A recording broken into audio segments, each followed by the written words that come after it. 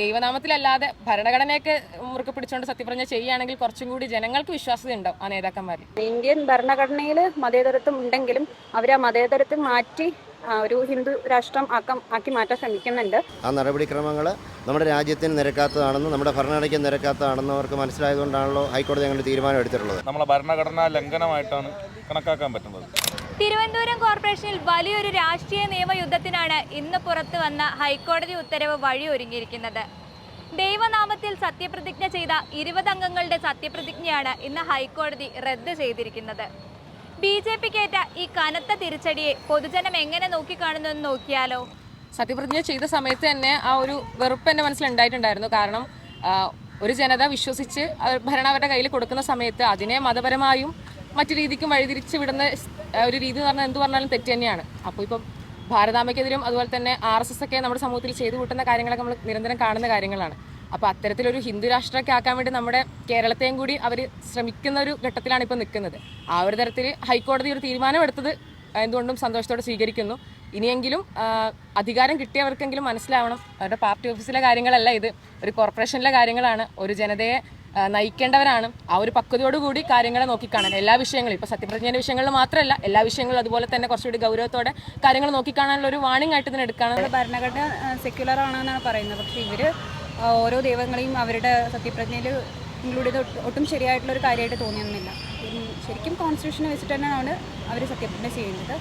ഹൈക്കോടതിയുടെ നിലപാട് തീർച്ചയായിട്ടും ഭരണഘടനയെ തന്നെ അതിലംഘിക്കുന്ന നടപടിക്രമങ്ങളുമായിട്ടാണല്ലോ BJPയുടെ കേന്ദ്ര സർക്കാർ, കേന്ദ്രം മുതൽ സംസ്ഥാന തലത്തിലുള്ളവരെല്ലാം പൊയ്ക്കൊണ്ടിരിക്കുന്നത്. അതിൻ്റെ ഒരു പ്രതിഫലനം എന്ന നിലയിൽ ഇവിടുത്തെ ജനപ്രതിനിധിയായി തിരഞ്ഞെടുക്കപ്പെട്ടവരും ആ ഒരു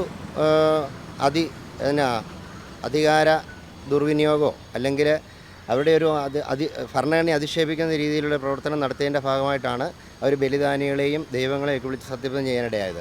അപ്പോൾ ഭരണഘടന അനുശാസിക്കുന്ന ചില സംവിധാനങ്ങൾക്ക് വിരുദ്ധമായി നിൽക്കുന്ന ഒരു നിലപാട് അവരെടുത്തുകൊണ്ടാണ് ഇപ്പോൾ അവർക്ക് ഇത്തരം ഒരു തിരിച്ചടി നേരിടേണ്ടി വന്നതാണ് നമ്മുടെ ഒരു അഭിപ്രായം. ഉമ്മൻചാണ്ടിൻ്റെ പേരിൽ ഒരു കോൺഗ്രസ് അംഗം സത്യപ്രതിജ്ഞ ചെയ്തിരുന്നു, അതും റദ്ദ് ചെയ്തിട്ടുണ്ട്. ഒരു പാർട്ടി എന്ന് പറയുമ്പോൾ ഒരു നേതാവിലേക്ക് ഒതുങ്ങണമെന്ന് ഞാൻ ഒരിക്കലും വിശ്വസിക്കുന്നില്ല. മൊത്തത്തിൽ പറയുകയാണെങ്കിൽ ഇപ്പം ജനാധിപത്യത്തിലെ കുറിച്ച് പറയുകയാണെങ്കിൽ ആ ഒരു ജനത അവർ നല്ല രീതിക്ക് നമ്മളെ ഭരിക്കുമെന്നുള്ള വിശ്വാസത്തിലാണ് ഭരണം അവർക്ക് കൊടുക്കുന്നത്. ആ രീതിക്കാണ് വോട്ട് ചെയ്യുന്നത്. അപ്പോൾ പറയുമ്പോഴും ഒരിക്കലും ഒരു പാർട്ടീനെ നോക്കിയിട്ടായിരിക്കും നമ്മൾ വോട്ട് ചെയ്യുന്നത്. നമ്മളെ ഭരിക്കാൻ പ്രാപ്തരായിട്ടുള്ള ഒരാൾക്കാർക്ക് നമ്മൾ വോട്ട് ചെയ്തിട്ടുണ്ടാവും. അപ്പോഴും നമ്മളൊരു പാർട്ടിയിലേക്ക് അല്ലെങ്കിൽ ഒരു നേതാവിലേക്ക് ഒതുങ്ങുന്നതിനെക്കുറിച്ചും എനിക്ക് വ്യക്തിപരമായി താല്പര്യമില്ല. നിയമപരമായിട്ട് ആ സത്യപ്രതിജ്ഞ അങ്ങനെ ചെയ്യാൻ പറ്റില്ലെന്ന് ബഹുമാനപ്പെട്ട ഹൈക്കോടതി തന്നെ പറഞ്ഞിട്ടുണ്ട്. അത് സത്യം പറഞ്ഞു കഴിഞ്ഞാൽ അതൊരു നമ്മളെ ഭരണഘടനാ ലംഘനമായിട്ടാണ് കണക്കാക്കാൻ പറ്റുന്നത്. സ്വാഭാവികമായിട്ടും അങ്ങനെയാണെങ്കിൽ നമുക്ക് പലതിനോട് കമ്മിറ്റ്മെൻറ്റ്സ് ഉണ്ടായിരിക്കാം. ചിലപ്പോൾ എനിക്ക് ക്യാമ്പസിനോട്, യൂണിവേഴ്സിറ്റി കോളേജിനോട് കമ്മിറ്റ്മെൻറ്റ്സ് ഉണ്ടായിരിക്കാം.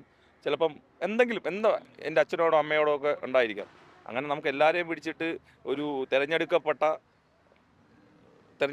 ഒരു ജനപ്രതിനിധി ഇത്തരത്തിലൊരു സത്യപ്രതിജ്ഞ ചെയ്യുന്നത് ശരിയാണെന്നുള്ള ഒരു ബോധ്യമൊന്നും എനിക്കില്ല. അത് ശരിയല്ല. RSSകാർ നമ്മുടെ